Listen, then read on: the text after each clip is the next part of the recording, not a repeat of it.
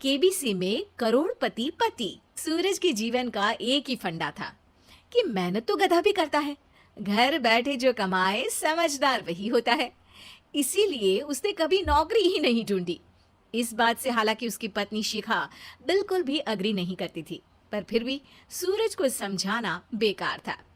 TV में कैसे बनोगे करोड़पति का एड देखकर उसे लगा कि बस अब तो घर बैठे ही वो करोड़पति बन सकता है, और उसके पीछे उसने अपने सारे सोर्सेस एक्टिव कर दिए। 2 हफ्ते में उसके कलीग के साले के पड़ोसी के बेटे का सोर्स निकलता है जो कि उसे शो में पहुंचा सकता है, और सूरज उससे मिलने चला जाता है। अच्छा, तो हमें मुकेश जी बता रहे थे कि आप हमें शो में पहुंचा सकते हैं। हाँ, उसमें कोई तकलीफ नहीं है। मैं कल अगर कोशिश करूँ तो इसी महीने में आपका नंबर आ जाएगा। अरे ये तो बहुत बढ़िया हो गया। अच्छा, वो सिलेबस और क्वेश्चन पेपर का कोई जुगाड़ है क्या? हैं? उसका तो कोई जुगाड़ नहीं है। तो वो वाकई में कुछ भी पूछ सकते हैं? हाँ, वो तो बच्चन जी पर है, जो पढ़ते हैं वो पूछ लेते हैं। पहली कोशिश फेल होने पर अब सूरज के सामने एक बहुत बड़ा सवाल था कि आखिर जवाब कहाँ से लाए।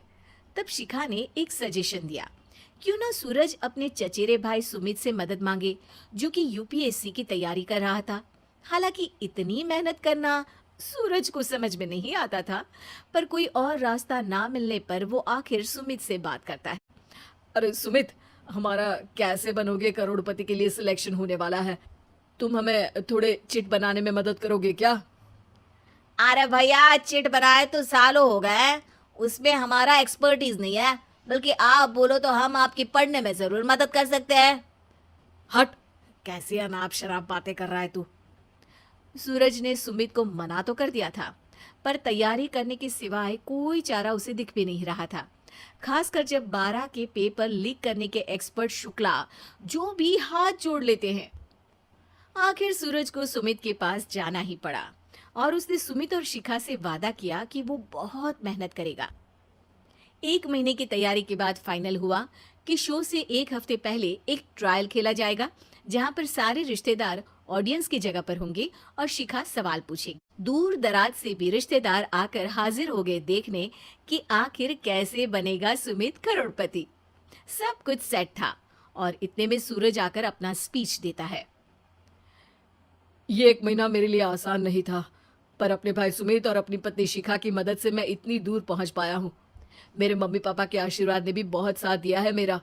मैं उम्मीद करता हूँ कि आज के शो में आप लोगों को बहुत मजा आएगा।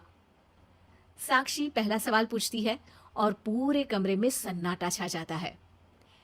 इंडिया में कितने स्टेट्स हैं? 3, सॉलिड, लिक्विड और गैस। अरे रुकिए, तो ऑप्शंस तो देने दीजिए। इतने में 5वीं कक्षा का चिंटू बोल उठता है। अरे क्या मामा, आप तो पहले सवाल पर ही आउट हो गए। अरे बेटा, पहला सवाल तो ट्रायल होता है ना। अरे तुम अब देखना।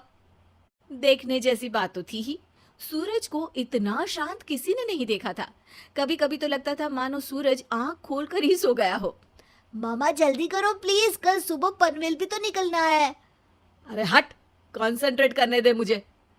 3 सवाल में 3 लाइफलाइन खत्म हो चुकी थी, और अब चौथे सवाल पर भी सूरज का मौन नहीं टूटा। पर सूरज अभी भी हार मानने को तैयार नहीं था। उधर हर कोई सूरज को छोड़ सुमित को देख रहे थे। आखिर सुमित ने ही तो पढ़ाया था सूरज को। गजब बेइज्जती है यार। अरे बेटा, तो बाप का, दादा का, भाई का, सबका नाम बुड़वाएगा। अरे 3-3 लाइफलाइन ले ली तो भी तेरा कुछ नहीं होना है। अरे कोई इतनी बात करता है क्या शो पर? अरे बेटा, शो पर तेरे जैसे भी तो नहीं आते ना। सूरज की ये जंग आखिर 1 घंटे बाद 5वें सवाल पर खत्म हो गई, जब उसने इंडिया के नेशनल बर्ड का नाम कहा, कौवा। अरे बेटा, मजा तो बहुत आया, बस थोड़ा टाइम पर खत्म होता तो आनंद भी आ जाता। ताने बारिश के बूंदों की तरह बरस रहे थे, और सूरज को भी समझ आ रहा था कि ये करोड़पति बनना शायद उसके बस के बाहर की बात है। पर वो आखिर ये बात मान कैसे लेता? वो सख्त लौंडा जो ठहरा, उसने सोचा कि बेइज्जती तो हो ही चुकी है, पर अगर मैं हार नहीं मानूं तो शायद कुछ हो सकता है। शिखा, तुम देखना, असली शो में आग लगा दूंगा, आग, करोड़पति बनूंगा मैं। हाँ, सब्जियां खत्म हो गई है घर पे, ले आओ। पहले पति बन जाओ, फिर करोड़पति बनना। अरे गजब बेइज्जती है यार। बेटा, अभी तो घर पर ही हुई है, 1 हफ्ते में तो तुम देश के सामने करवा कर आओगे। वैसे जब टीवी पर जाओ ना तो बस अपने मम्मी का ही नाम लेना, ठीक है? कोई पूछे तो बोलना कि पापा नहीं है मेरे। अरे पढ़ाई की, पेपर निकलवाए, इतने सारे लोगों को खाना खिलवाया, क्या फर्क पड़ा? इसीलिए मैं कहता हूँ कि मेहनत तो गधा भी करता है, घर बैठे जो कमाए वही सिकंदर। लेकिन मामा, गधे भी जानते हैं कि हमारा राष्ट्रीय पक्षी मोर है।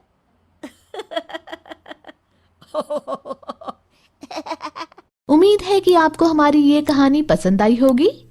कृपया हमारे चैनल को सब्सक्राइब करें और सभी अपडेट्स के लिए बेल आइकन जरूर क्लिक करें। और हाँ, वीडियो लाइक और शेयर करना मत भूलिएगा।